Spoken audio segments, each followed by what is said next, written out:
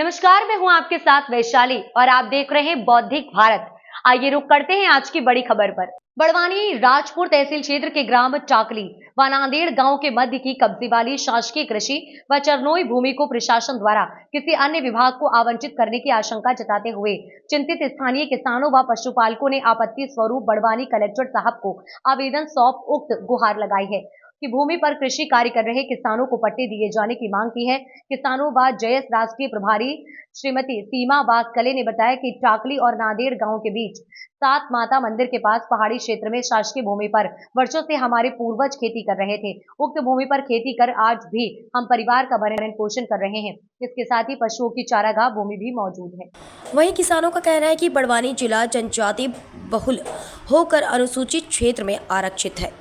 पेसा act के तहत बगैर ग्राम सभा प्रस्ताव ठहराव के ग्राम पंचायत क्षेत्र की जल जंगल और जमीन किसी को हस्तांतरित या आवंटित नहीं की जा सकती है। टाकली ग्राम पंचायत क्षेत्र अंतर्गत उक्त भूमि को बिना सूचना और बगैर ग्राम सभा के किसी अन्य विभाग को आवंटित करना असंवैधानिक होकर जनजाति क्षेत्रों के लिए बनाए गए नियमों के उल्लंघन तथा संविधान के अनुच्छेद 13(3) के में जल जंगल जमीन की हकदार ग्राम सभा है। उल्लेख ज्ञापन में करते हुए भविष्य को लेकर चिंतित किसानों ने बताया कि किसी विभाग को आवंटित किए जाने पर उक्त भूमि पर आश्रित हम किसानों और पशुपालकों का जीवन यापन कष्टकारी और चरनोई भूमि खत्म होने पर पशुओं के लिए संकट खड़ा हो जाएगा। आदिवासी किसानों ने उक्त भूमि किसी अन्य विभाग को आवंटित नहीं करने व पूर्वजों के समय से वर्तमान काबिज व आश्रित किसानों के हितों को देखते हुए प्रस्तावित आवंटन को रद्द करने की मांग की है। वहीं किसानों ने बताया कि पूर्व में राजपुर अनुविभागीय अधिकारी को भी आपत्ति आवेदन हम लोग दे चुके हैं। इस दौरान जयस राष्ट्रीय प्रभारी श्रीमती सीमा वास्कले, जयस जिलाध्यक्ष संदीप सोलंकी, किशन गंगवाल, मुकेश गंगवाल, प्रेम सिंह गंगवाल, लट्टू जमरे, घोंटू गंगवाल आदि किसान व पशुपालक मौजूद रहे। रिपोर्टर रामलाल सोलंकी, बौद्धिक भारत, बड़वानी। क्या नाम है दीदी आपका? श्रीमती सीमा वास्कले, जयस नारी शक्ति राष्ट्रीय प्रभारी बड़वानी। आज आप और आपके साथ में कहीं ग्रामीण जन कलेक्टर कार्यालय में आए हैं, कुछ आवेदन दिया, किस संबंध में आवेदन दिया? ये ज़मीनों के संबंध में है। राजपुर के टाकली में कुछ गांव के जो ज़मीनें हैं तो वो प्रशासन ने फॉरेस्ट विभाग को आवंटित की है बिना ग्राम सभा के, बिना सहमति के फॉरेस्ट विभाग को आवंटित की है। तो इसको लेकर गांव के वासी बहुत नाराज़ हैं।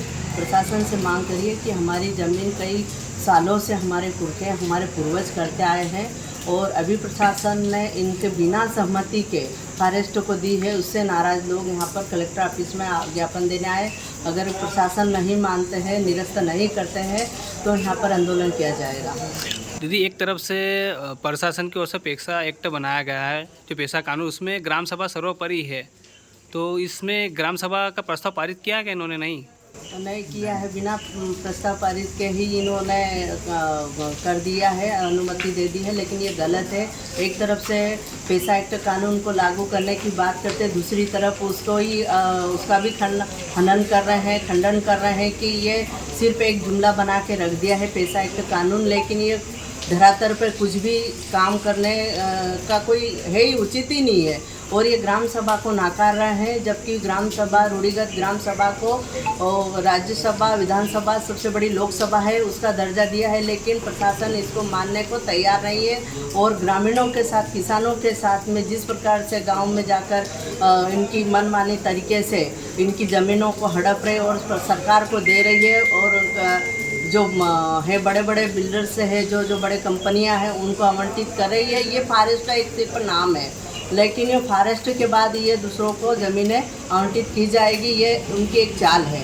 अच्छा, कितने लगभग लोगों की ज़मीन जा रही है इसमें? 120 हेक्टेयर्स जा रही है ज़मीन। अच्छा, कितने लोग आए हैं लगभग? यहाँ पे 40-50 लोग आए हैं और यहाँ पर पूरा गांव परेशानी से जूझ रहा है, क्योंकि जो इनके गांव के जो महर्षि है, जो ग्राम सभा में ठहराव प्रस्ताव होना चाहिए, हो रहा है, दिया भी है उनके माध्यम से कि ये गांव के क्षेत्र में ये ज़मीनें हैं जो चराई के लिए है, कटाई के लिए है। जैसे पूरा जो गांव के मवेशी चरने के लिए जाते हैं, ये उनके अधिकार क्षेत्र में आता है।